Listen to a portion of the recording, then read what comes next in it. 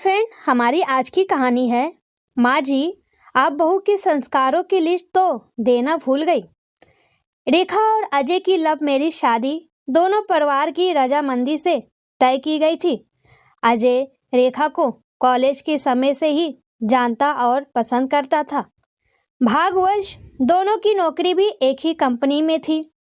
रेखा शुरू से आधुनिक सोच और स्पष्टवादी थी, लेकिन अजय और रेखा का रिश्ता अजय की छोटी बहन निधि और बहनोई अखिल को नहीं पसंद था।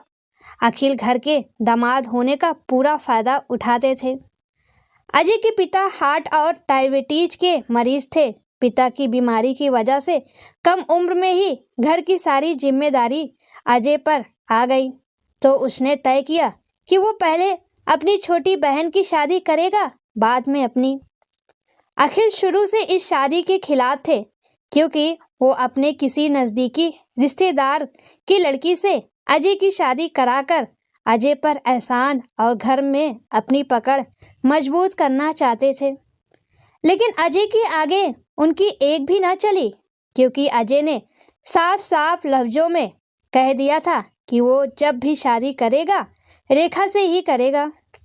अजय की माँ गीता जी अपने इकलौते बेटे को खोना और उसकी नज़रों में बुरी माँ नहीं बनना चाहती थी, सो उन्होंने भी विद्रोह नहीं किया और शादी के लिए राजी हो गई। लेकिन इस सब में वो अपनी बेटी निधि और दामाद पर आंख बंद करके भरोसा करती थी। जो बात बेटी दामाद ने कही वो पत्थर की लकीर हो जाती थी उनके लिए। वो वही काम करती या करना पसंद करती जो उनके दामाद को पसंद था, और अगर किसी ने कुछ कहा तो रोना धोना शुरू हो जाता था। शादी की शुरुआत से ही अखिल और निधि का रवैया रेखा और उसके छोटे भाई को पसंद नहीं था। अखिल और निधि हमेशा रेखा के पिताजी अमित पांडे से उनका नाम लेकर बात करते। औपचारिकता बस भूल कर भी कभी नमस्ते या प्रणाम नहीं करते, और बात बात में उनको नीचा दिखाने की कोशिश करते। कभी पैसों को लेकर, कभी रुतबे को लेकर, तो कभी व्यवस्था के नाम पर। एक दिन रेखा ने ये बात अपनी माँ से भी कही, पर उन्होंने ये कहते हुए बात टाल दिया कि हमें क्या करना, ये तो उन लोगों को सोचना चाहिए। लेकिन माँ, मुझे अच्छा नहीं लगता जिस तरीके से वो लोग पापा से बात करते हैं। वो लोग पापा से उम्र में छोटे हैं और बात तो ऐसे करते हैं जैसे वो पापा से कितने बड़े या उनके हम उम्र हो, और बेमतलब का अकड़ में बात करते हैं। मुझे तो लगता है उनको तमीज ही नहीं सिखाई गई। मैं सोच रही हूँ अजय से इस बारे में बात करूँ। रेखा ने कहा, कान खोलकर मेरी बात सुनना, किसको तमीज है किसको नहीं, ये तुझे सोचने की ज़रूरत नहीं। वैसे भी लड़की वालों को थोड़ा बहुत तो सुनना पड़ता है। वैसे अजय तुम्हारी पसंद है तो शादी तय होने के पहले ही अखिल और निधि को तुम परख ही लेती। एक बात मेरी याद रखना, परिवार के खिलाफ जाकर तुम्हारी पसंद के लिए तुम्हारे पापा ने हामी भरी है, तो अब कुछ भी ऐसा मत करना जिसकी वजह से हमें सबके सामने शर्मिंदा होना पड़े। और वो लड़के वाले हैं तो अकड़ तो रहेगी ही, लेकिन तू एकदम चुप रहेगी, समझी मेरी बात। मैं बेकार में कोई तमाशा नहीं चाहती जिससे कल को समाज में जग हंसाई हो हमारी। रेखा की माँ ने गुस्से से कहा। एंगेजमेंट के दिन सभी बड़े सम्मान से एक दूसरे से मिले। पूरा समारोह अच्छे से हुआ।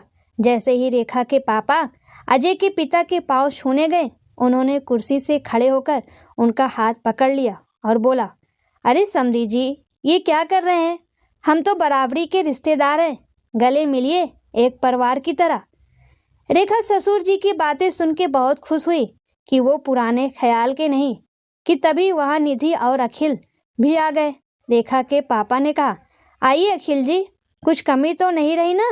मैंने सब कुछ आपके कहे मुताबिक ही किया था। तो उन्होंने कहा, अब क्या बोले पांडे जी, ठीक ही है। व्यवस्था तो आपने देखी ही नहीं। हमारे घर की शादियाँ देखते तो आपको पता चलता कि व्यवस्था किसको कहते हैं। खैर, फिर भी कुल मिलाकर आपने अच्छी व्यवस्था करने की कोशिश की। अभी तो घर के लोग हैं तो चल गया, लेकिन बारात के लिए तो अपनी कमर कस लीजिएगा, ऐसा ना हो कि अभी तो ठीक ठाक जैसे तैसे हो गया, लेकिन शादी वाले दिन हम लोग शर्मिंदा हो जाए। ये सुनकर रेखा और उसके भाई को बहुत गुस्सा आया। अपने पिता का इस तरह अपमानित होना रेखा को बहुत दुखी कर रहा था। उसकी आंखों से आंसू आने लगे। वह चाहकर भी कुछ बोल या कर नहीं पा रही थी, क्योंकि उसकी माँ ने उसका हाथ पकड़ा था और माँ की आंखों ने रेखा के मुंह पे उंगली। चाहकर भी अपने पिता के अपमान को नहीं रोक पा रही थी। अपने पिता के साथ हुए इस व्यवहार को वो बर्दाश्त नहीं कर पा रही थी।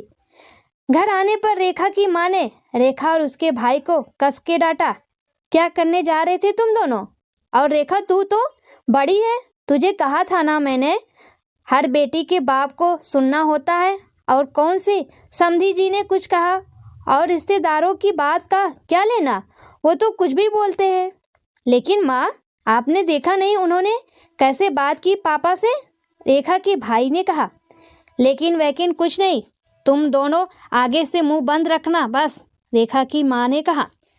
शादी के दिन सब भी व्यवस्था की तारीफ कर रहे थे कि तभी अचानक अजय के जीजा जी शोर मचाने लगे। ये कैसी व्यवस्था है? छोटे बच्चों का स्टॉल कहाँ लगा है? और मेरे बेटे के दूध की भी व्यवस्था नहीं है? 2 महीने का बच्चा क्या स्टॉल पे जाकर खाना खाएगा? रेखा के पिताजी ने हाथ जोड़ लिए और बात संभालते हुए कहा, आप चिंता मत कीजिए, मैं अभी करता हूँ। मुझे नहीं पता था कि इतने छोटे बच्चे भी आएंगे। जैसे तैसे बात संभाली गई। शादी संपन्न हुई और विदाई का वक्त आया। सभी छोटे बड़ों का पैर छू रहे थे। फिर अखिल जी ने चिल्लाना शुरू किया, बंद कीजिए ये सब तमाशा और जल्दी विदाई कीजिए। और पांडे जी, आप क्या औरतों की तरह रो रहे हैं? आप अनोखे पिता थोड़ी ना हैं जो बेटी विदा कर रहे हैं। तभी रेखा के पिता ने कहा, बस बस अखिल जी, अभी सारी रस्में पूरी कराता हूँ। इतना सुनते रेखा ने अपने आंसू पोंछ लिए और अब उसका सारा ध्यान अखिल पर हो गया।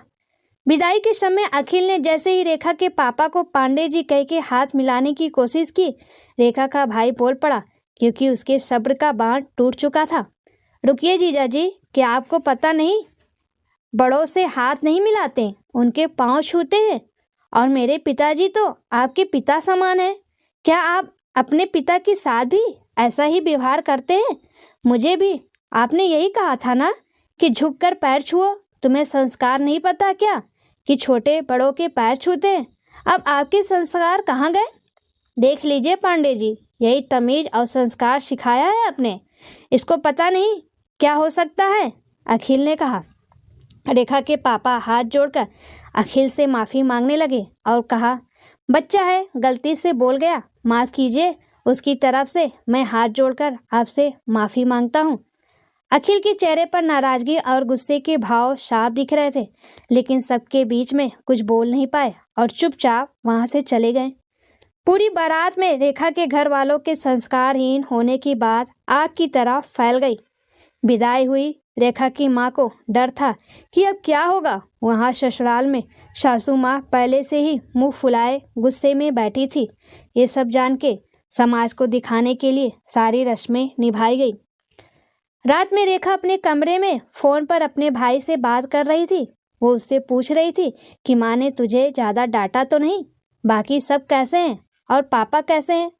तभी रेखा की सास ने रेखा को आवाज़ देकर बुलाया और कहा, दीदी जीजाजी घर जा रहे हैं, इनके पैर छुओ। और ये इसी शहर में रहते हैं तो तुमको इनका मान सम्मान भी करना होगा। और जो तमाशा तुम्हारे भाई ने सबके बीच किया ना, हमारा मन न होते हुए भी हम तुमको ले आए। हम चाहते तो तुमको वहीं छोड़ देते, मायके में पड़ी रहती उम्र भर, कोई पूछता भी नहीं। नाक रगड़ कर माफ़ी मांगता पूरा मायका और तुम भी, समझी। लेकिन वो तो दामाद जी की दरिया दिली थी जो तुमको लेकर आ गए। तुम्हारी माँ ने तो तुम्हें तमीज़ और संस्कार नहीं सिखाया, इसलिए मैं सिखा रही हूँ। मेरी बेटी दामाद का अपमान मैं कभी बर्दाश्त नहीं करूँगी। और अब तुम्हारे मायके वालों से हमारा कोई रिश्ता नहीं, वो अब हमारे दरवाजे पर कदम भी न रखने पाए, समझी। तभी अखिल ने बीच में व्यंग में मुस्कुराते हुए बोला, क्या मम्मी जी, आप भी अभी नई नई है, धीरे धीरे सब सीख जाएगी। रेखा समझ चुकी थी कि उसका चुप रहना इस घर में सही नहीं होगा। उसने कहा, माँ जी, पहली बात कि मेरे भाई ने जो किया बिल्कुल सही किया, क्योंकि संस्कार तो सबके एक समान ही होने चाहिए। और मेरी माँ को आपके घर के बारे में नहीं पता तो पहले ही अपने घर के संस्कारों की लिस्ट बता देती। जैसे घर के सामानों की लिस्ट दी आप लोगों ने, बहू के संस्कारों की भी दे देती कि ये बातें सीखना। और आप भी थोड़ा संस्कार निधि और अखिल को दे देती कि बड़ों से कैसे बात करते हैं। दूसरी बात कि कोई भी अपने से छोटे के पैर नहीं छूता, और ये दोनों लोग मुझसे छोटे हैं, मैं इनके पैर कभी नहीं छूंगी। रही बात सम्मान की, तो मैं उतना ही सम्मान और प्यार दूंगी जितना मुझे आप लोगों से मिलेगा। और आखिरी बात, चाहे वो इस घर के बेटी दामाद हो या कोई अन्य सदस्य, मैं भी किसी तरह अपने माता पिता और मायके वालों का अपमान बर्दाश्त नहीं करूंगी। और अजय को मैंने पहली मुलाकात में ही ये बता दिया था कि मैं गलत ना करूंगी ना ही बर्दाश्त करूंगी।